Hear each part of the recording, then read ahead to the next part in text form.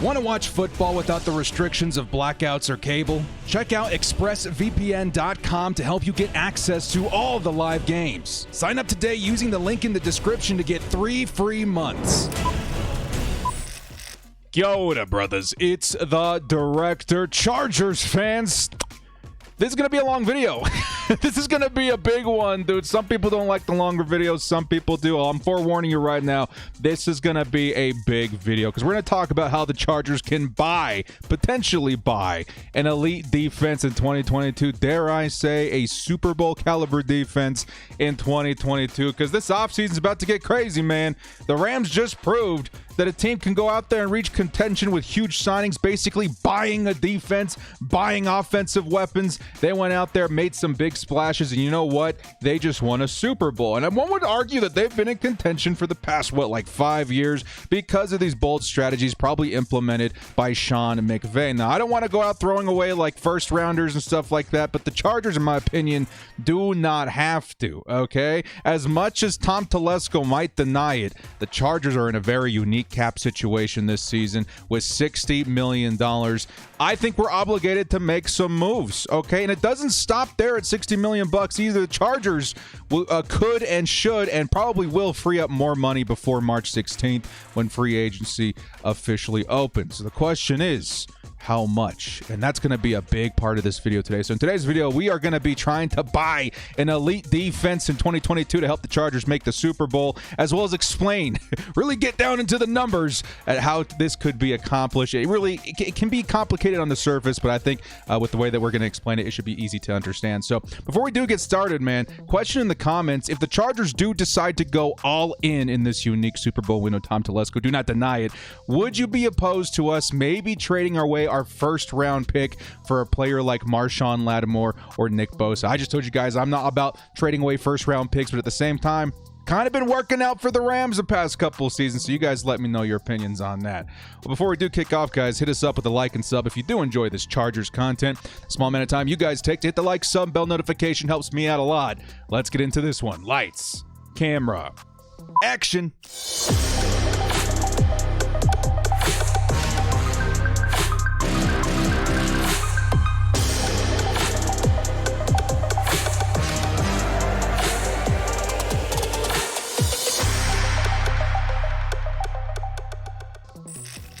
How the Chargers can buy an elite defense in 2022. Big video today, so we're going to jump right into it, man.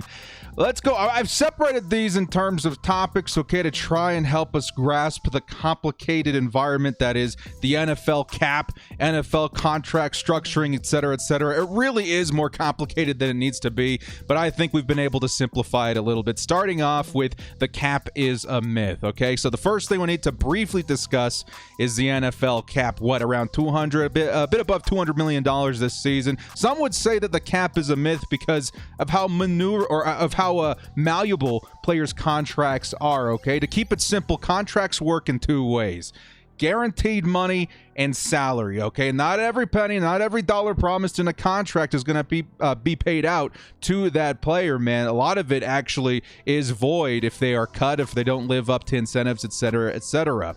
Now, guaranteed money is paid out no matter what, okay? Salary is not, and that's kind of where this unique environment of maneuvering around the cap comes into play.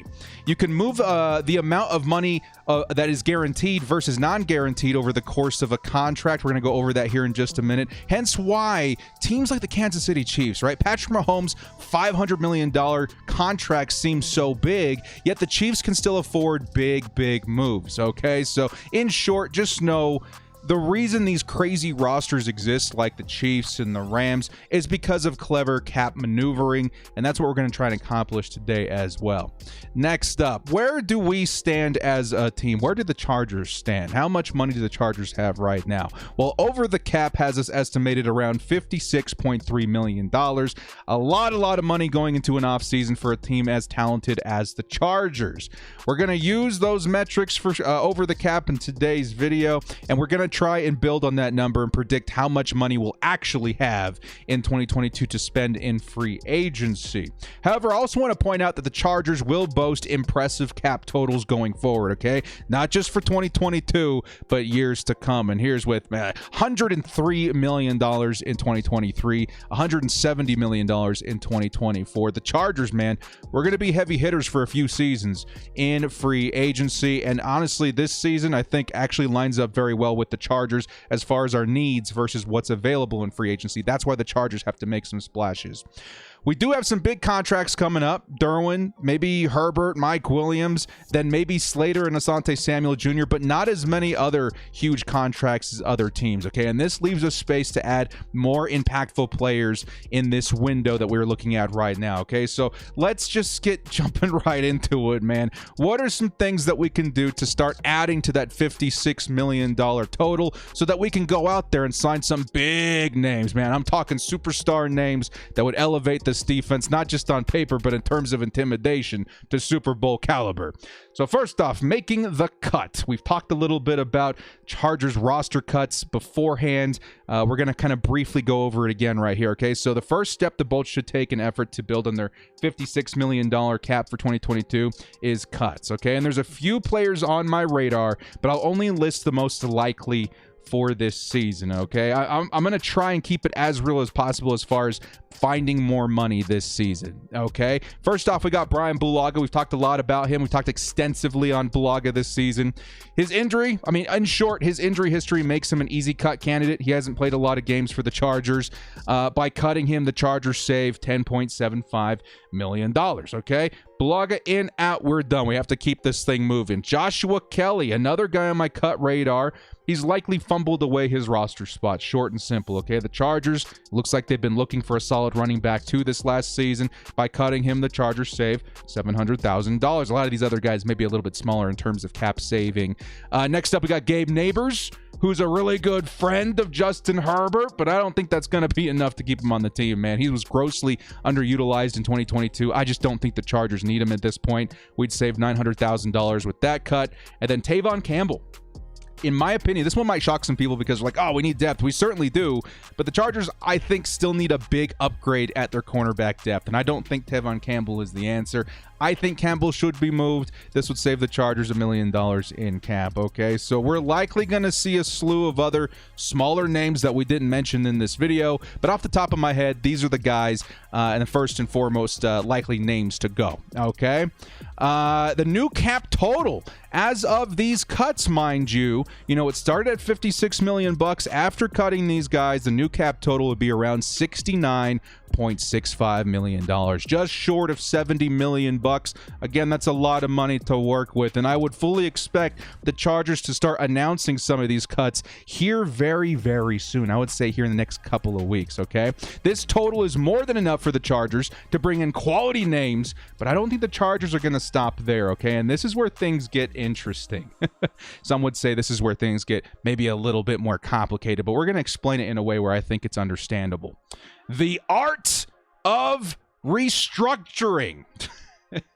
Okay, guys, just hang in there with me, okay? Because I know restructuring is a term that gets thrown around a lot as an option by fans, right? And it's one that I think we do need to talk about because even though it's a very viable option for a lot of teams to take, it's not always the right one, okay? Because what you're basically doing in terms of restructuring an NFL player's contract is taking the money owed now and moving it to later. But there is a catch. Buy me a hamburger today and I'll pay you tomorrow. It doesn't work like that in the NFL. There is a catch. That money, which was not fully guaranteed, mind you, becomes guaranteed at a later date in the form of a signing bonus. And this is just a simple restructure. It can get a lot more complicated than that. So in short, I'm going to pay you less this season, but we're going to take a good chunk of that money and make it guaranteed later. It wasn't guaranteed before, but now we're going to make it guaranteed, if that makes sense, okay? And players in particular tend to be fine with teams doing this, as it takes money, again, that was up in the air and makes it guaranteed. This is why it's kind of a common practice in the NFL, and this is why a lot of teams are able to afford, a lot of big players on their roster, even if they do have huge contracts, okay? That being said, I do think this is something the Chargers should exercise this season, right? And this is because the Chargers have a huge amount of cap space, not just for this season, but the next 3 years. You guys remember when I was throwing out those numbers, like $170 million in 2023 and 24, something like that? This is why I think it's okay to start moving money around. You're spreading that money through years where we absolutely can't afford it. And outside of Herbert, we don't have that many intimidating contracts coming down the line. And this really does create a perfect environment of bringing in some guys to help your roster right now. This is where championship windows are created in terms of straight up buying upgrades or buying an elite defense. The Cincinnati Bengals, as pictured here, are a great example of this. They made the Super Bowl, be it they did not win, but they drastically improved from what, like a 4-win team in 2020. Absolutely ridiculous, the step and the leap ahead that they took this year by buying a defense. Okay, they straight up bought their defense in 2021. We can do the same thing, dudes. There's no reason. I would argue that we're in a better position to buy a defense in 2022. Okay? So let's move some numbers around. The Chargers do have several needs this offseason, but my main objective in this video is to buy a defense, right? And as we take money now and move it to a later date, remember that this is a strategy, this strategy is also utilizing the Chargers' impressive 2023 and 2024 cap numbers. We have the room to make this happen. So let's start by moving some money around to free up who the Chargers can sign this year. Let's move some money maybe off of those larger contracts we have on the roster. Starting here with Joey Bosa. Now, Joey Bosa was made the highest paid defensive player in 2020. I don't know if it lasted very long, but he's owed a lot of money from the Chargers. This season, as a matter of fact, he is owed $28.25 million. Now, if we're going to afford to add somebody to help him on that defensive line to free him up from those double and triple teams, I think we can restructure his deal to lower his hit this season. Okay, to keep things simple, we're going to do this. We're going to take $15 million of what we owe him this season and prorate it over the course of the next 3 years. Okay, this takes that money and adds around $5 million to his guaranteed every year going forward. I think Joey Bosa is happy that money wasn't guaranteed this season. Now it's guaranteed throughout the course of the next couple of seasons. And what this does is save the Chargers $15.16 million towards our 2022 cap space. That would afford us to go sign Joey Bosa some help, okay? But we shouldn't stop there. Another massive contract on this roster is Keenan Allen. Now, the reason I'm putting Keenan Allen on this list is because he might be a riskier player in terms of restructuring, okay? And this is due to his age. He's a little bit older, I think 30 years old. If we restructure Keenan Allen and he starts to decline in 2022, what we've basically done is made it more difficult for us to cut him later, right? Seeing as we've added money to his future guarantees. Still, I don't see Keenan declining anytime soon. He reminds me of a Larry Fitzgerald. You transition him to the slot, position. I think that would keep him, a threat even at a later age. So let's save some money, right? Why not? I don't see him as a big threat. Let's go ahead and save some money. Maybe help us afford Mike Williams his extension, right? This would give the Chargers a cap savings of $10.25 million this season. That's prorated into future seasons. And you know what we've just done, Bolt fam? This brings the total savings, just from the restructuring, not the cuts, to $25.41 million. We just saved $25 million with these restructures. Okay? And just like that, with cuts and restructures, the Chargers would now be boasting a new total of $95 million in 2022. Up until this point, dudes, it's absolutely insane. Absolutely insane. Almost $100 million in cap space for the Chargers to go out there and buy their defense. And I will say again, up until this point, these are the legitimate moves that I think the Chargers should make this season. This is less of fluff and wishful thinking. These are things I actually think the Chargers should do, and they absolutely could do this. And honestly, again, decent chance that this is going to happen. Figuratively, the Chargers could also just keep going with the restructures. They could restructure contracts for Lindsley, Michael Davis, Eckler, maybe even Matt Filer, and this would save them an additional $13.35 million, putting the new total at $108 million. Now, I wouldn't really advise restructuring these particular players. I think just restructuring Bosa and Keenan Allen would be more than enough with a $95 million cap total, and that's what we're going to use going forward here in this video, okay? So before we proceed, again, maybe a little bit more of a complicated video than I normally put out, but I think we're trying to lay this all out in layman's terms, okay? The next topic, before we start, let's say, adding players to this roster, adding names, dream team, the Avengers are assembling, right? The next concept I want to hit is a simple contract crash course, okay? And we'll make this very brief, okay? With so much money to work with, I think it's time to load up the team with superstar talent, right? But before we start throwing names out there, I briefly need to explain how contracts actually work, okay? A very simple version of it. Here's a simple example. A 3-year contract worth $30 million, right, would come out to around $10 million annually, right? 30 divided by 3, $10 million each year.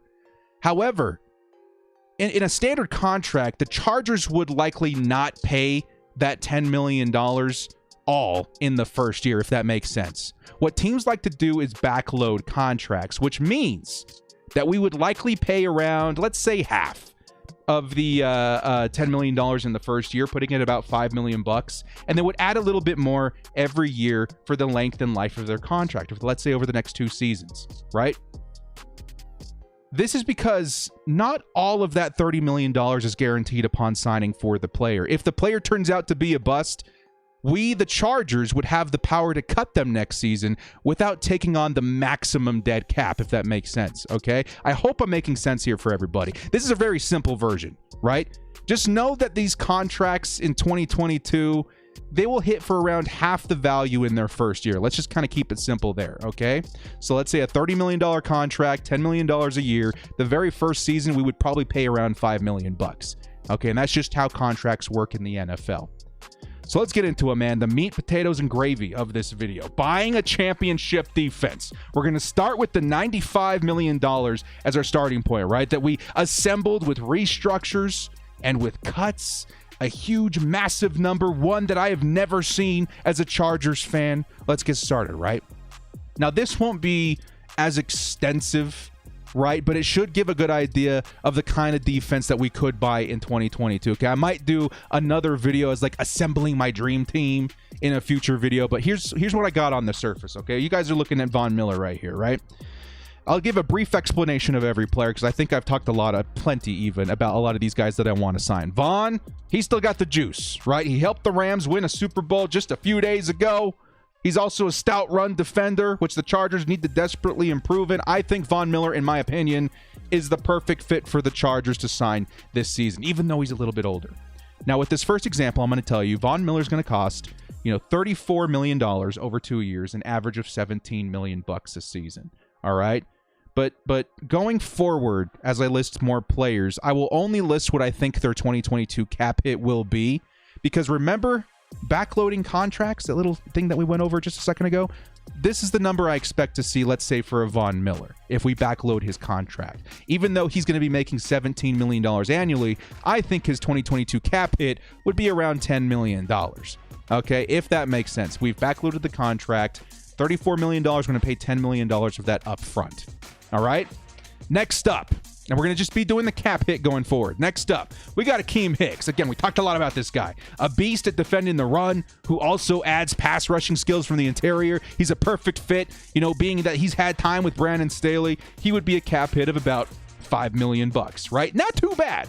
Not too bad. I think, honestly, annually, he's only going to be around $8 million a season. $5 million bucks to add a Kem Hicks, sign me up, right?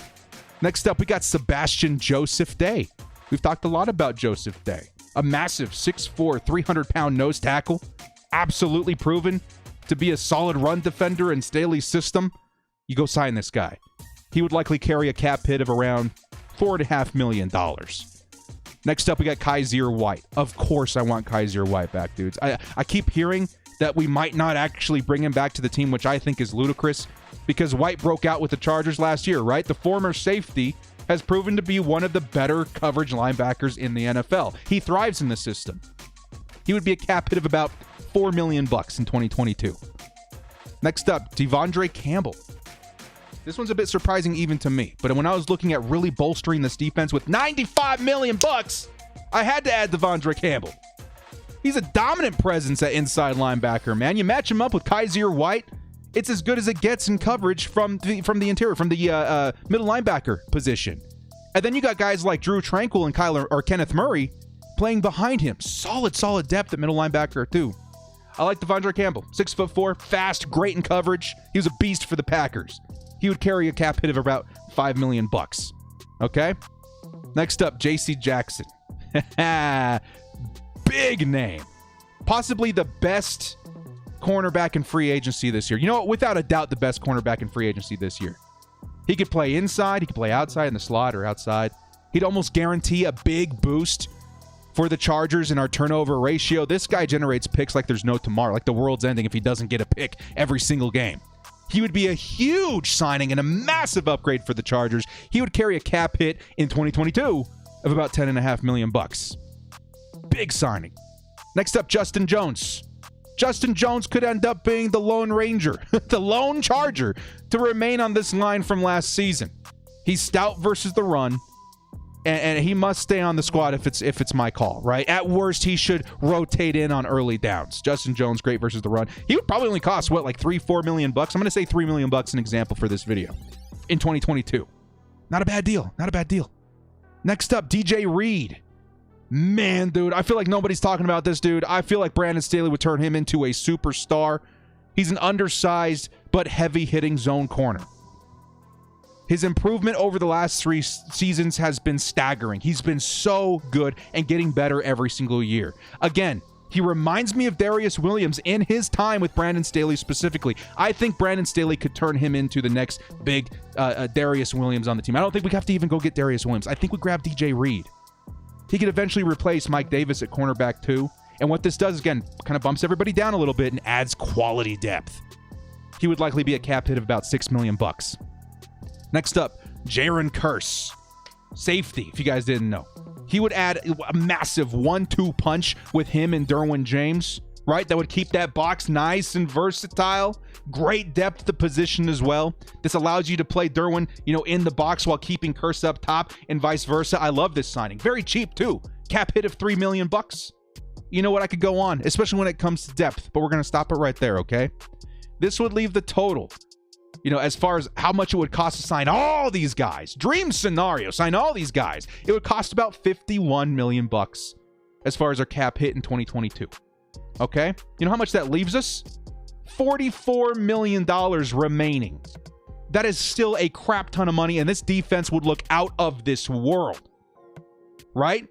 With this money, I'd expect the Chargers to use maybe around, unless this is the remaining $44 million, I would expect them to use maybe about $30 million to help address offensive needs, right? A tight end, maybe getting, Mike Williams back, an offensive lineman and a right tackle. Again, this should be more than enough to keep Mike Williams and find a decent replacement for Bulaga. Remember, dudes, additionally, the Chargers still boast 11 draft picks too this year. We are just loaded, dude. Our cup overfloweth in 2022 as far as resources. We could add decent depth in the draft or even use this capital as a trade ammunition. We have a lot of options out here. Take a look at this, man. I photoshopped this just for the video. Matter of fact, I will turn off my headspace here just for a second so you get a full view of everything. This is what the defense would look like if we freed up that money and signed the players that I specifically listed in this video. Can you imagine? J.C. Jackson, Asante Samuel, DJ Reed at cornerback. Boom! Massively improved. You still got Nasir Adderley, Derwin James at safety by adding Jaren Kearse as well. You got Drew Tranquill, Davon Campbell, Kassir White at your inside linebacker position with solid depth. Behind them would be Drew Tranquill and Kenneth Murray and Nick Neiman. That unit looks absolutely deadly. You got Von Miller and Joey Bosa coming off the edge. Oh, man, dudes, that would make teams shake in their boots, dude. You got a Kem Hicks, Sebastian Joseph Day, Justin Jones in the middle to really elevate that run defense. I put Dante Fowler in there, backing up Von Miller as, a decent backup, right? That wouldn't cost much money. This is the dream team. This is the squad that goes and wins you a Super Bowl. And this free agency in 2022 is a big reason why we could make this happen, right? These signings, and this is my bottom line. We'll close the video with this.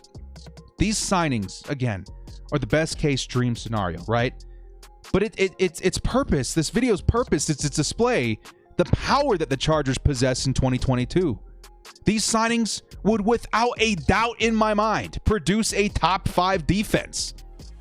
You could even swap some names out. You know, J.C. Jackson, Von Miller, maybe they're not available, but we got other quality options like Jadeveon Clowney, Rasul Douglas. Those guys would thrive in the system too. If you were to maybe swap some guys out, you could add additional names like Tyrann Mathieu, right? Who was being recruited by Derwin James at the Pro Bowl. If you really wanted to do that, you could do that. The playmaking, you know, would be incredible as far as our defensive backs are concerned. My point is that money creates flexibility. And that kind of flexibility, I think, is a huge, you know, ingredient into making the postseason and possibly a Super Bowl, right? But the point is, we're in a very unique opportunity to build a Super Bowl caliber roster, okay? Free agency this season is not only loaded with players at positions of need for the Chargers, but also players that excel at what we need them to do. Quality run defenders, starting caliber corners, elite pass rushers. Some would say they don't like the idea of adding veterans. I get it, okay? I totally do. But the beauty of it all is how the numbers and the length of these contracts fit into the Chargers' future obligations. We have to remember that Justin Herbert's contract is coming up, dudes. It's coming up. I would say actually in 2024, a couple of seasons. These veteran signings, if we were to go out there and get Von Miller, Kem Hicks, right? They would be what, for 2 or 3 seasons? These veteran signings not only allow us to enter the conversation of serious contenders right now, but also allows us to get these players off the books by the time Herbert must be extended. So by the time it's time to pay up Justin Herbert, Von Miller's contract is off the books. Kem Hicks' contract is off the books. Whether Tom Telesco will admit it or not, this is the Super Bowl window Chargers fans have been waiting for decades for. It's time to execute. You're not going to find another free agency so perfectly suited to your needs. You're not going to find another opportunity where you have this much money to spend that makes sense contract lengthwise. You got players on the team that you could easily restructure contracts for. I think you only need to restructure 2. It's time to execute. This team is ready to make a Super Bowl. There's a lot riding on the shoulders of Tom Telesco this season, man. So just pay attention, Chargers fans. This is a very big and a very important offseason for the Chargers. One that, if they play their cards right, could be one of the biggest in franchise history. And this is me again. I'm an optimistic dude, right? I like to dream. But this is more realistic than even I had realized when I was doing this research. So you guys let me know in the comment section below what you think. And if any of these guys, would you be willing to, number one, trade away a first-round pick? Let's say we get everybody but a cornerback. We really need a corner. Would you be willing to trade away a first-round pick for Marshawn Lattimore, right? Or anybody really that we would need as far as starting caliber players? And also let me know if there's any mix or mingle of all of these players that I put out here. If you would rather, let's say instead of getting J.C. Jackson or something, that you want a Tyrann Mathieu, you guys let me know your preferences in the comment section below.